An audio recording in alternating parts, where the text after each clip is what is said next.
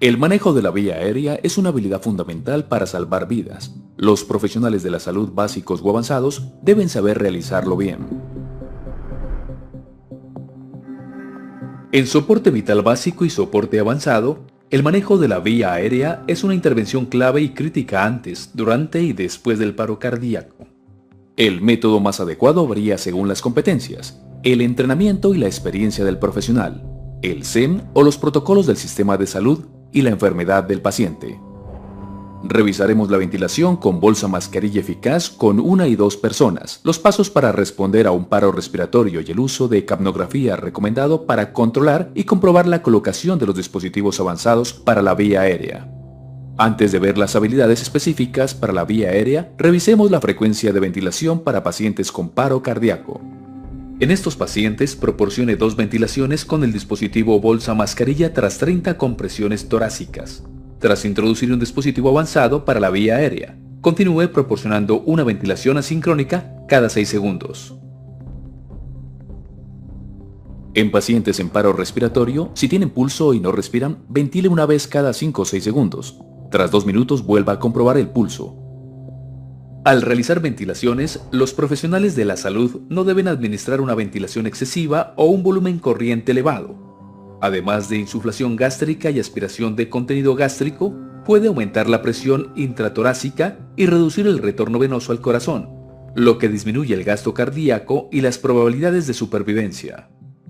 El volumen corriente debe ser de unos 500 a 600 mililitros, lo suficiente para ver la elevación torácica. Esto equivale a comprimir una bolsa de ventilación para adulto hasta la mitad.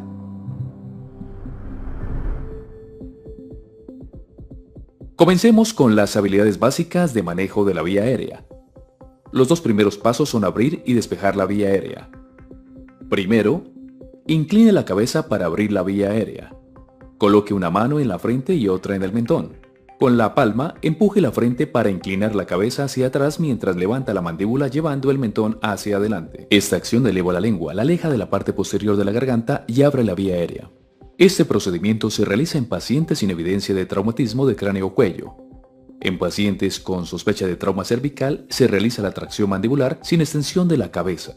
Para esta maniobra, coloque los dedos debajo de los ángulos de la mandíbula y levántela con ambas manos para desplazar la mandíbula hacia adelante. Si no logra abrir la vía aérea con la tracción mandibular, utilice la maniobra de extensión de la cabeza y elevación del mentón, ya que siempre es prioritario mantener la vía aérea permeable. El segundo paso es despejar la vía aérea. Aspírela de inmediato si hay secreciones abundantes, sangre, vómito o un cuerpo extraño. Use un tubo de aspiración de gran calibre que no se colapse y una sonda de aspiración faríngea con punta rígida. Puede requerir aspirar a alta presión.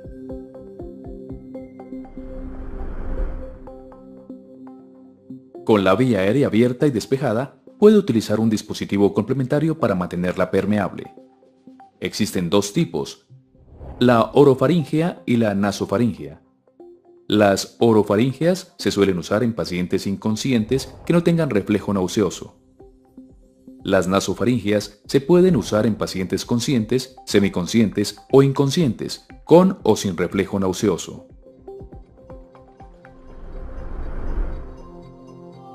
La cánula orofaríngea es un dispositivo desechable en forma de J, de plástico y de un solo uso. Está disponible en diferentes medidas. Las más comunes para uso en adultos van del 8 al 10. Para elegir la medida correcta, coloque la cánula junto a la mejilla del paciente, con el borde en la comisura de la boca. La punta estará en el ángulo de la mandíbula. Una cánula del tamaño adecuado y bien insertada resulta en una alineación correcta con la apertura glótica. Para usar este dispositivo complementario, inserte la cánula curvándola hacia arriba, con la punta hacia el paladar duro. Una vez atraviese la cavidad oral y se aproxime a la pared posterior de la faringe, gírela 180 grados. También es posible insertar el dispositivo de lado y girarlo 90 grados. Una vez insertada, la cánula mantiene la lengua alejada de la pared posterior de la faringe. También facilita el acceso a la garganta para la aspiración y evita que el paciente muerda el dispositivo avanzado para la vía aérea. Si son muy grandes, las cánulas orofaringeas pueden obstruir la laringe o provocar traumas en las estructuras laríngeas. Si son muy pequeñas o se introducen incorrectamente, pueden empujar la base de la lengua hacia atrás y obstruir la vía aérea. Los profesionales de la salud deben introducir la cánula orofaríngea con cuidado para evitar un traumatismo tisular en labios y lengua. Use las cánulas orofaringeas solo en pacientes que no responden y sin tos o reflejo nauseoso. Si tiene tos o reflejo nauseoso, la cánula orofaríngea puede provocar laringoespasmo y vómitos. Únicamente los profesionales de la salud entrenados en el uso de una cánula orofaríngea deben introducirla.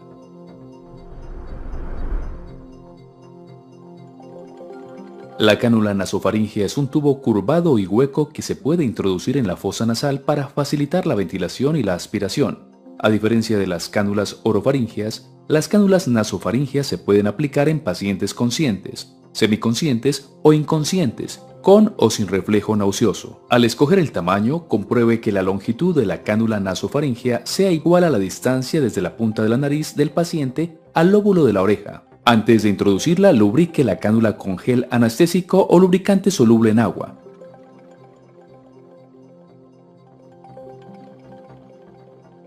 Introduzca la cánula en la fosa nasal en dirección posterior, perpendicular al plano de la cara. Ejerciendo una presión moderada, realice un movimiento espiral suave para introducirla en la fosa nasal. Si se introduce correctamente, debe traspasar la cavidad nasal hacia la faringe, dejando la vía libre para la ventilación y aspiración. Si nota resistencia, extraiga la cánula con cuidado 1 centímetro. Gírela ligeramente y vuelva a intentarlo con suavidad. Si continúa encontrando resistencia, extráigala por completo. Inténtelo en la otra fosa nasal.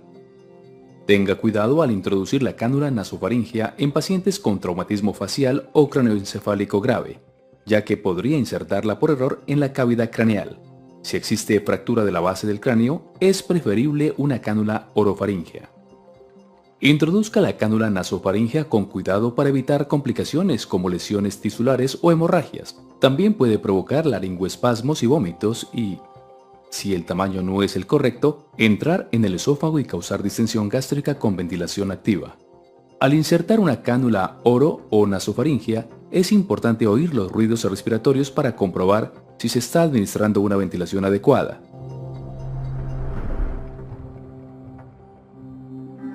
Durante la reanimación se suele ventilar al paciente con un dispositivo bolsa mascarilla. Primero, observemos el dispositivo. Un dispositivo bolsa mascarilla está formado por una bolsa, que puede inflarse automáticamente o no. Se conecta a una mascarilla facial transparente en forma de cono que cubre la nariz y la boca, y que tiene una almohadilla inflable en el extremo. Esto permite un sello hermético en la nariz y boca cuando el proveedor aplica presión a la mascarilla y eleva la mandíbula. Ahora veamos cómo usar correctamente un dispositivo bolsa mascarilla.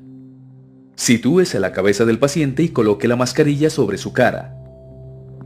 Antes de la ventilación con bolsa mascarilla, el proveedor debe extender la cabeza y presionar la mascarilla contra la cara mientras eleva la mandíbula hacia la mascarilla. Forme una C con el dedo índice y el pulgar de una mano en la parte superior de la mascarilla en el puente de la nariz. Así asegurará la mascarilla a la cara con firmeza. Al mismo tiempo, forme una E con los otros 3 dedos para elevar la mandíbula y abrir la vía aérea. Mientras mantiene un sello hermético entre la mascarilla y la cara del paciente y deja la mandíbula elevada para abrir la vía aérea, el proveedor debe comprimir la bolsa administrando una ventilación durante 1 segundo. Si el paciente tiene circulación espontánea pero necesita ventilación, realice una ventilación de rescate cada 5 a 6 segundos.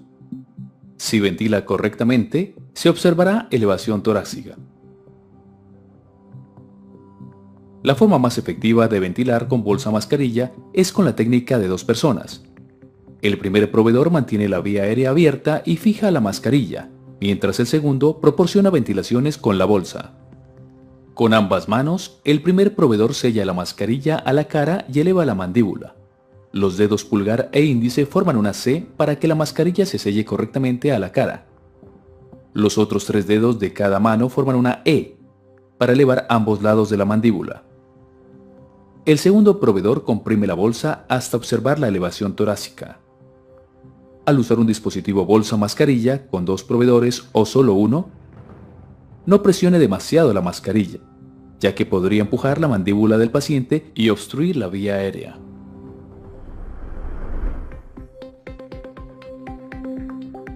Entre las indicaciones de uso de dispositivos avanzados se encuentran dificultad para realizar una ventilación eficaz con bolsa mascarilla, pacientes con compromiso de la vía aérea real o potencial, especialmente con tiempos de transporte largos o necesidad de aislar la vía aérea. Con especial cuidado, los profesionales pueden usar un dispositivo avanzado para realizar en forma segura ventilaciones tan efectivas como las que proporciona la bolsa mascarilla. Los dispositivos avanzados ofrecen muchas ventajas, aíslan la vía aérea y reducen el riesgo de aspiración e insuflación gástrica. Tras introducir un dispositivo avanzado durante la RCP, realice una ventilación cada 6 segundos sin interrumpir las compresiones torácicas.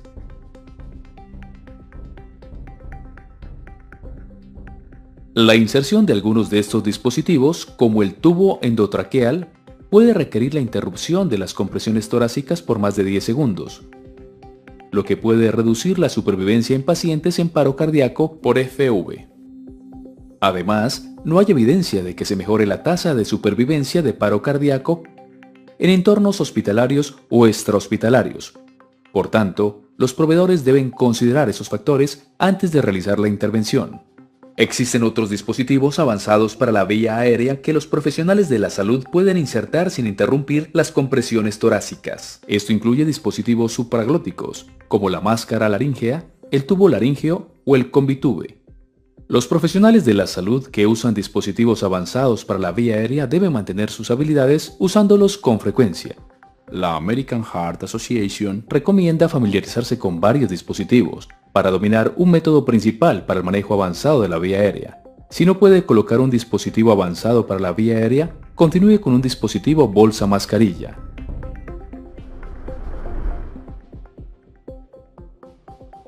La máscara laríngea es un dispositivo supraglótico para la vía aérea que se puede insertar sin visualizar la glotis.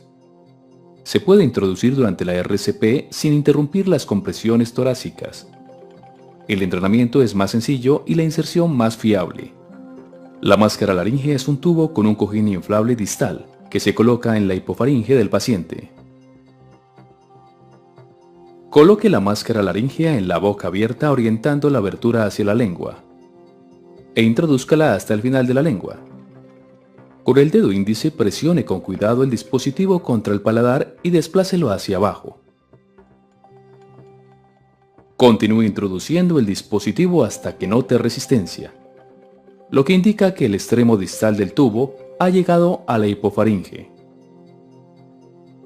Retire el dedo e infle la mascarilla. Una vez inflada, la máscara laríngea quedará centrada en la boca. Si está bien colocada, el oxígeno fluirá por la luz del dispositivo hasta la tráquea.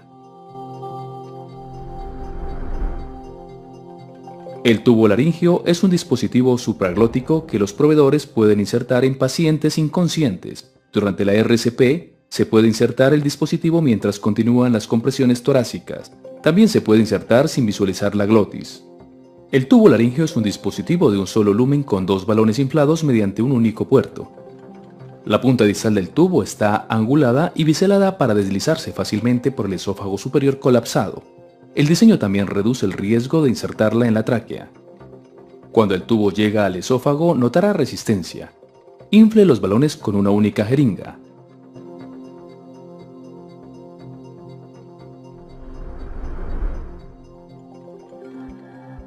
El tubo esófago traqueal es un dispositivo supraglótico que se puede introducir durante la RCP sin interrumpir las compresiones torácicas y sin visualizar la glotis.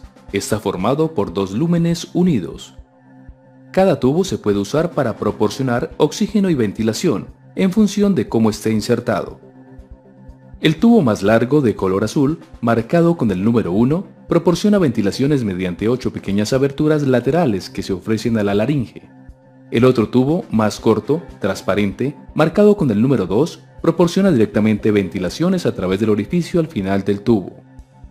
Con el tubo colocado, use la jeringa azul grande para inflar el balón faríngeo a través del puerto etiquetado con el número 1. Use la jeringa pequeña para inflar el manguito distal por el puerto 2. El extremo distal del dispositivo llegará hasta el esófago o la tráquea. Si llega al esófago, que es lo más frecuente, el balón bloqueará la entrada y salida del flujo de aire del esófago, y la ventilación hacia la tráquea se realizará por medio de la luz número 1 y a través de las aberturas laterales. Si la punta del tubo llega a la tráquea, El reanimador puede usar el lumen número 2 para administrar ventilación directamente en la tráquea. Es muy importante comprobar la colocación correcta del tubo esófago-traqueal. Si se realiza la ventilación al lumen incorrecto, no se realizará una ventilación y oxigenación adecuadas, y provocará una hipoxia grave. Una ventilación incorrecta al esófago también producirá insuflación gástrica que complicará la ventilación.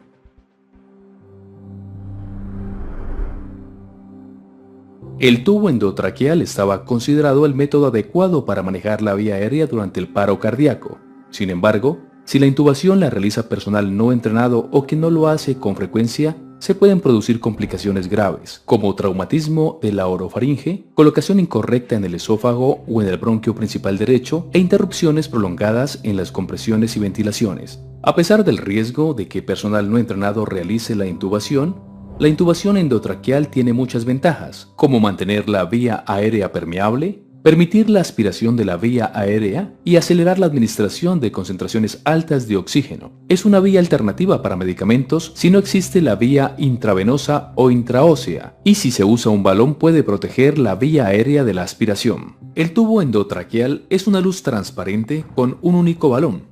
Para insertar el tubo endotraqueal, coloque la cabeza del paciente en posición de olfateo o neutral. Inserte la hoja del laringoscopio en la boca del paciente. Eleve el laringoscopio en vertical y hacia afuera para ver las cuerdas vocales y la abertura glótica. Inserte el tubo endotraqueal directamente entre las cuerdas vocales y hacia la tráquea hasta que el balón pase las cuerdas. Infle el balón y use un monitor de capnografía para comprobar la correcta colocación. Si decide utilizar un dispositivo avanzado para la vía aérea, deberá asegurarse de que está bien colocado y de que realiza una ventilación efectiva pero no excesiva. Observe la elevación torácica mientras comprueba si hay ruidos respiratorios bilaterales o gorgoteo en el estómago, y confirmar así la colocación del tubo. Además de esta evaluación clínica, algunos dispositivos pueden ayudarle a determinar si ha insertado el tubo correctamente. La capnografía monitoriza la cantidad de dióxido de carbono que exhala el paciente. La American Heart Association recomienda la capnografía para confirmar y monitorizar la colocación correcta del tubo endotraqueal. Los estudios científicos aún no han validado la capnografía como método para confirmar la correcta colocación de dispositivos supraglóticos para la vía aérea. No obstante, una ventilación efectiva mediante estos dispositivos debería producir una onda de capnografía. Así es una onda de CO2 al final de la expiración normal. La medición del dióxido de carbono al final de la expiración o exhalación puede verse como una forma de onda donde el nivel del dióxido de carbono sube con la exhalación y baja hasta cero al inhalar. Aunque los profesionales de la salud estén ventilando correctamente a un paciente, las compresiones torácicas producirán una lectura de CO2 al final de la aspiración baja, ya que hasta la mejor RCP produce un gasto cardíaco y un flujo pulmonar que es un 25 a 30% de lo normal.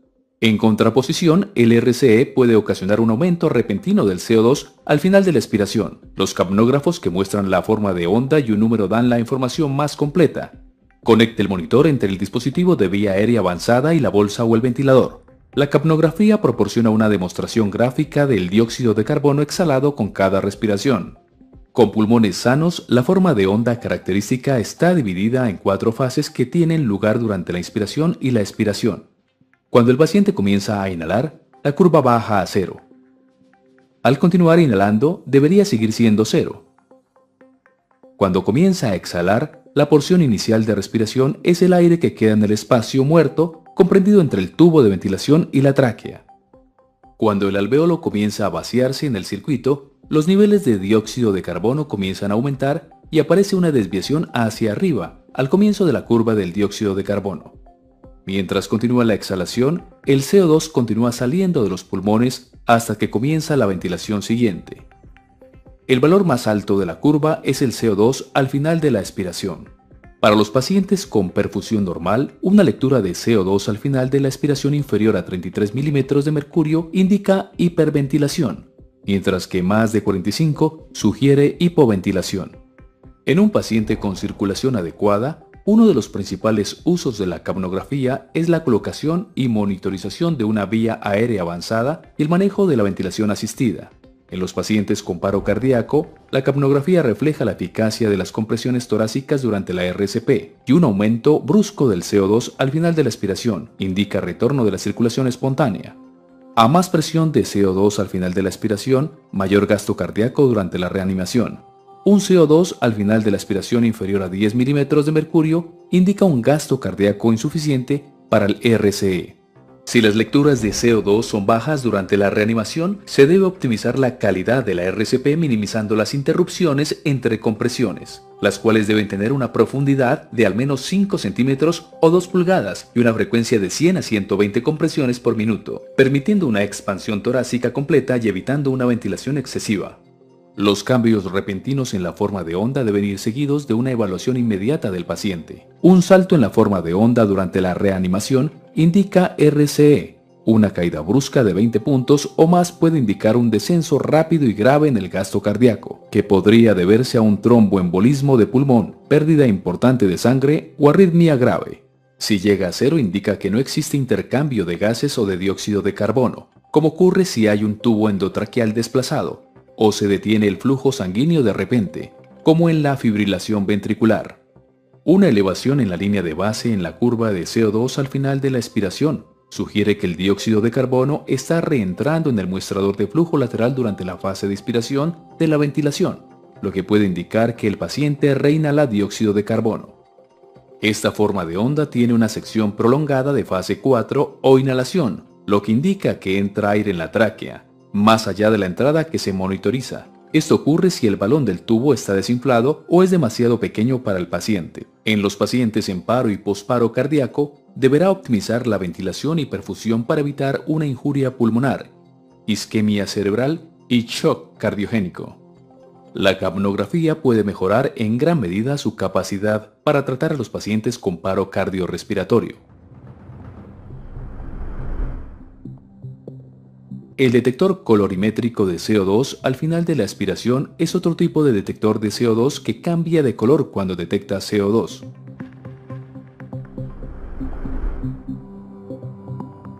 El detector esofágico es un dispositivo de confirmación adicional. Está formado por una pera que se comprime y va unida al tubo endotraqueal. Si el tubo está en el esófago, la pera no se expande y si se expande es con CO2 expirado.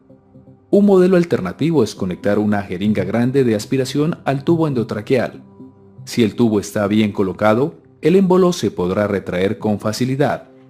Si está en el esófago, el émbolo no podrá moverse. Las habilidades para la vía aérea son fundamentales para SVCA o ACLS.